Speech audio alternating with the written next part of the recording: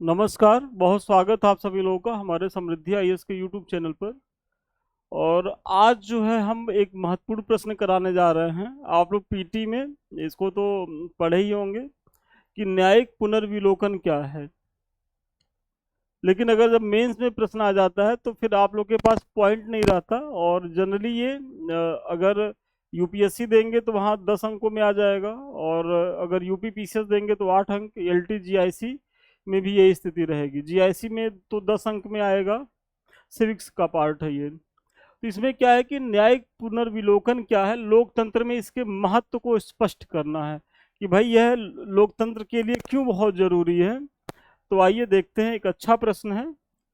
इसके बारे में तो मैं पहले भी बताता आ रहा हूँ। यदि अभी तक आप लोगों ने ज्वाइन नहीं किया तो जीआईसी इतिहास और नागरिक शास्त्र जो सिविक्स है हमारा, ये दो ऑप्शनल चलाए जा रहे हैं संस्थान के द्वारा, और इसका फर्स्ट पेपर भी चलाया जाएगा।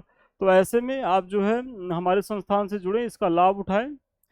अधिक जानकारी के लिए 7303307507 ये वाला नंबर है, आप लोग जो है इस पे कॉल कर सकते हैं। यूपी पीसीएस वाले बच्चे, पेपर 5 से बैच स्टार्ट है तो वो इसको ज्वाइन करें। और नोटिफिकेशन आ गया, फॉर्म भराया जा रहा है। 6 दिसंबर को पीटी है। तो ऐसे में अभी तक जो आपने मेंस को लेकर के शिथिलता बरती है, तो कम से कम सितंबर तक आप 3 पेपर तो बढ़िया से तैयार कर लीजिए। क्योंकि बड़ी वैकेंसी है, पीटी पास होने की प्रबल संभावना। लेकिन पीटी पास करके 2 ढाई महीना में आप मेंस में क्या कर लेंगे।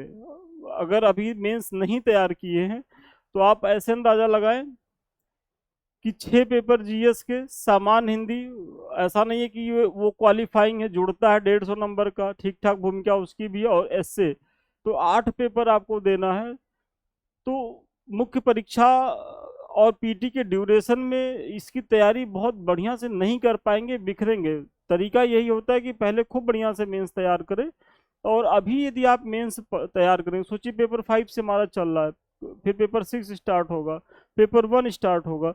तो ऐसा क्या नहीं है कि जो आप पढ़ेंगे तो क्या वहां से पीटी में आपकी चीजें नहीं तैयार होंगी। तो अभी आप 3 महीना तो आपके पास समय, जुलाई अगस्त सितंबर, 3 महीना कस करके जो है वो मेंस पे लगिए। मेंस के दौरान जिन जिन टॉपिक को आप पढ़ेंगे वहां से पीटी की चीजें तैयार होती रहेंगी, और उसके बाद फिर 2 महीना आप जो पीटी पे लग करके पुनः मेंस में आइएगा। और टीजीटी पीजीटी का जो नया बैच आ रहा है तो उसके लिए नामांकन प्रक्रिया स्टार्ट है अभी।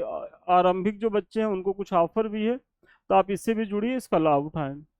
चलिए प्रश्न पुनः पढ़ रहे हैं। न्यायिक पुनर्विलोकन क्या है, लोकतंत्र में इसके महत्व को स्पष्ट करना। 8 अंक का प्रश्न है, सिंपल सा प्रश्न है। लेकिन इसलिए करा रहे हैं कि जनरली बच्चों के पास पॉइंट नहीं रहता, वो परेशान होते हैं कि इसमें लिखे क्या। न्यायिक पुनर्विलोकन तक तो लिख लेते, लेकिन महत्व पे जाकर के उनकी सुई अटक जाती है। तो न्यायिक पुनर्विलोकन न्यायपालिका की वह शक्ति है जिसके तहत न्यायालय विधायिका, मतलब किसका, संसद या विधान मंडलों द्वारा पारित कानूनों और कार्यपालिका के प्रशासनिक फैसलों की क्या करता है, तो जांच करता है कि जो भी कानून बन रहे हैं, जो फैसले लिए जा रहे हैं, वो संविधान सम्मत है कि नहीं सम्मत है।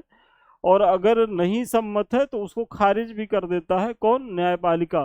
तो न्यायिक पुनर्विलोकन बहुत बड़ी शक्ति है न्यायपालिका के पास संविधान की रक्षा करने के लिए।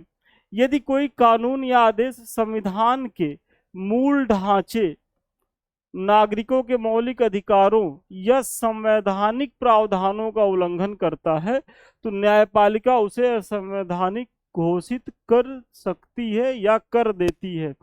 क्या करती है कि यदि कोई आदेश या कानून ऐसा बन गया कि जो संविधान के मूल ढांचे की अवहेलना करता हो। और अब ये मूल ढांचा प्रश्न बड़ा विवादित है, मतलब केशवानंद भारतीवाद में ये मूल ढांचे का कॉन्सेप्ट आया, और जो न्यायपालिका थी उसने कहा कि ठीक है, संसद को संविधान में संशोधन करने की शक्ति है, लेकिन उस शक्ति की सीमा ये है कि मूल ढांचे के साथ कोई छेड़छाड़ नहीं होनी चाहिए। तो फिर संसद ने कहा कि भाई ये आप मूल ढांचा क्या है इसे स्पष्ट कर दीजिए। तो न्यायपालिका ने कहा कि इसे हम समय समय पर बताते रहेंगे। और उसी मूल ढांचे को आधार बना करके बहुत से ऐसे कानून सरकार के जो हैं वो निरस्त हुए हैं। मतलब सरकार की मंशा थी उस कानून को लाने की, और न्यायपालिका की थी कि इससे कतई नहीं लाना है, और उसे जो है उसकी संवैधानिकता को ही जो है आधार बना करके निरस्त कर दिया। और एक तो जो उच्च न्यायालय या उच्चतम न्यायालय के जो न्यायाधीशों की नियुक्ति की प्रक्रिया थी, उसके लिए जो एक परीक्षा प्रणाली की व्यवस्था लाने की योजना थी, तो उसे भी जो है मतलब सरकार ने सोचा कि जैसे आईएएस पीसीएस की भी नियुक्ति होती है, उनकी परीक्षा होती है, सारी प्रक्रिया वैसे ही जजों के लिए भी लाई जाए। तो माननीय जज लोगों ने कहा कि ये संवैधानिक ढांचे का उल्लंघन है और इसको जो है हम खारिज करते हैं। आज तक सरकार जो है पुनः उसको लाने के लिए सोची नहीं है। तो ये पावर है न्यायिक पुनर्विलोकन का, लेकिन इसका मिसयूज भी है। लेकिन अब आपसे यहाँ मिसयूज तो पूछा नहीं है, पूछा है कि केवल न्यायिक पुनर्विलोकन को बताना है और लोकतांत्रिक प्रक्रिया में उसका क्या महत्व है वो बताना है।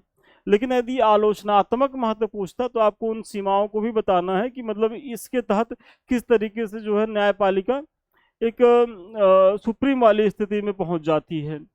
जबकि हमारे यहाँ चेक एंड बैलेंस का नियम है कि कोई भी संस्था, कोई भी व्यक्ति इतना शक्तिशाली ना हो जाए कि वो सब पे हुक्म जताने लगे। मतलब यहाँ क्या है कि शक्तियों का समान पृथक्करण है और चेक एंड बैलेंस वाली चीजें हैं। संविधान की सर्वोच्चता बनाए रखने में लोकतंत्र में न्यायिक पुनर्विलोकन का जो महत्व है, इसके तहत पहला पॉइंट क्या है कि यह क्या करता, तो संविधान की सर्वोच्चता को बनाए रखता है। लोकतंत्र में संविधान सर्वोच्च होता है। न्यायिक पुनर्विलोकन की शक्ति यह सुनिश्चित करती है कि सरकार कोई भी ऐसा कानून न बनाए जो संविधान की सीमाओं का उल्लंघन करता हो। तो सबसे पहला इसका महत्व है लोकतांत्रिक प्रक्रिया में कि संविधान की जो है वो सर्वोच्चता बनाए रखता है।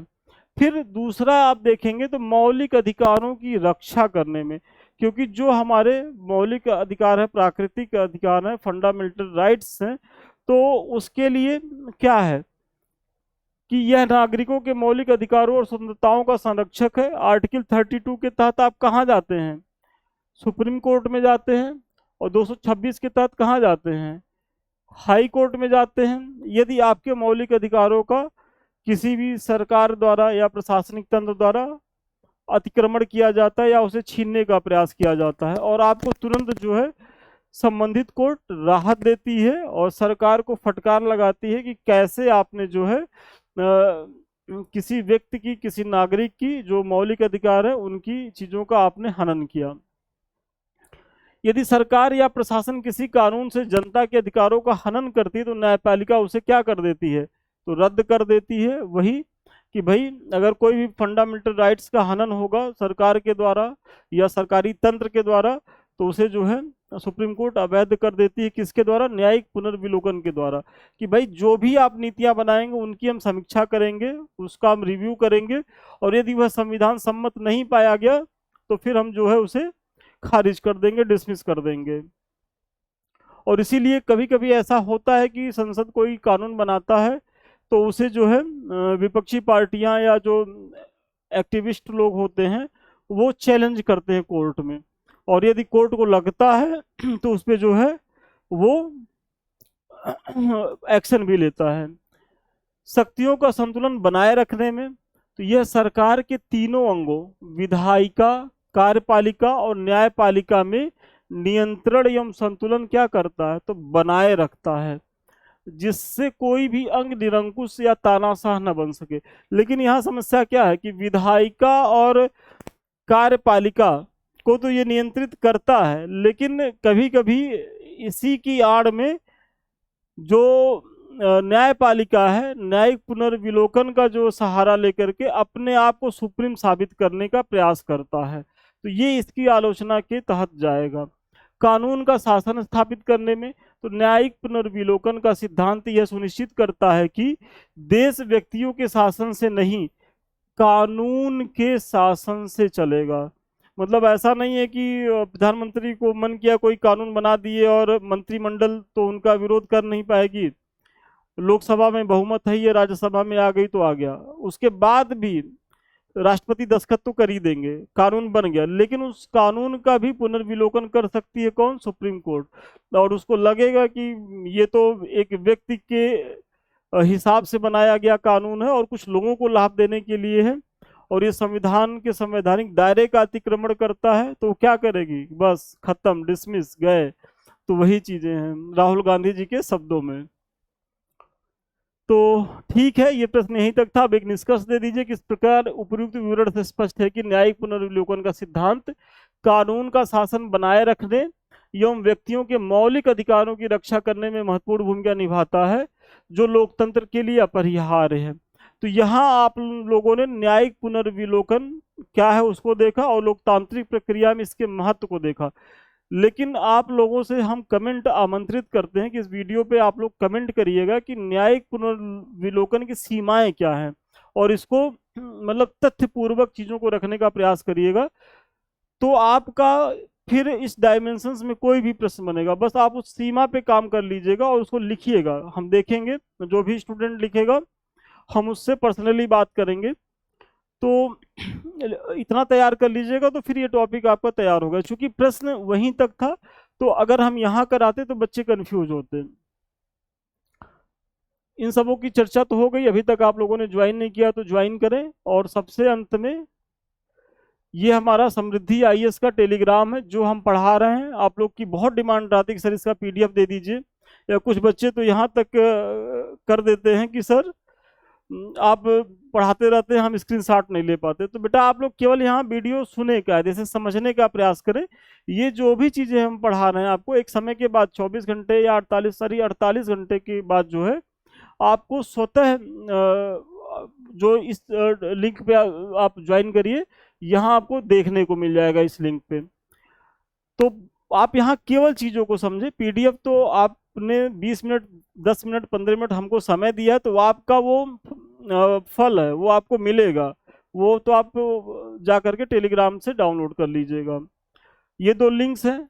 तो अभी तक आप लोगों ने इन्हें सब्सक्राइब नहीं किया तो सब्सक्राइब करें। वीडियो अच्छा लग रहा हो तो लाइक कमेंट शेयर जरूर करें, क्योंकि आपका एक लाइक कमेंट शेयर ये बहुत ज़्यादा मनोबल बढ़ाता है शिक्षक का, कि चलिए बच्चे हमको अप्रिशिएट कर रहे हैं। क्योंकि यदि आप लोग सहयोग नहीं करेंगे तो शिक्षक का भी मनोबल डाउन होता है, फिर वो प्रयास करना कम कर देता है। हालांकि हम निरंतर प्रयास कर रहे हैं, चाहे वो हमारे पीसीएस के बच्चे हों या एलटी वाले बच्चे हों, या प्रीलिम्स आता है तो प्रीलिम्स के तहत हम प्रयास करते हैं, आरओ के लिए प्रयास करते हैं, इधर जीआईसी के लिए एक नया बैच हम ला ही रहे हैं, टीजीटी के लिए चीज़ें संस्थान ला रहा है। तो बहुत सी चीज़ों को यहाँ कराने का प्रयास किया जाता है, और बहुत सी चीज़ें निःशुल्क भी दी जाती हैं। मतलब पेड तो चलाना मजबूरी होता है, यदि पेड नहीं चलाएंगे तो संस्थान चलेगा कैसे। लेकिन बहुत सा प्रयास जो है निःशुल्क किया जाता है कि भाई जो बच्चे दूर दराज के हैं, नहीं जुड़ पा रहे हैं, तो कम से कम संस्थान कुछ उनको उनके लिए कुछ कर सके। और सबसे अंत में, यदि आप हमसे बात करना चाहते हैं, हमारे किसी बैच से जुड़ना चाहते हैं, तो 7303307507 पे संपर्क कर सकेंगे। ठीक है, तो आज के लिए इतना ही। पुनः मिलते हैं नए वीडियो में नए क्लास के साथ। तब तक के लिए धन्यवाद, शुभकामनाएं आपको।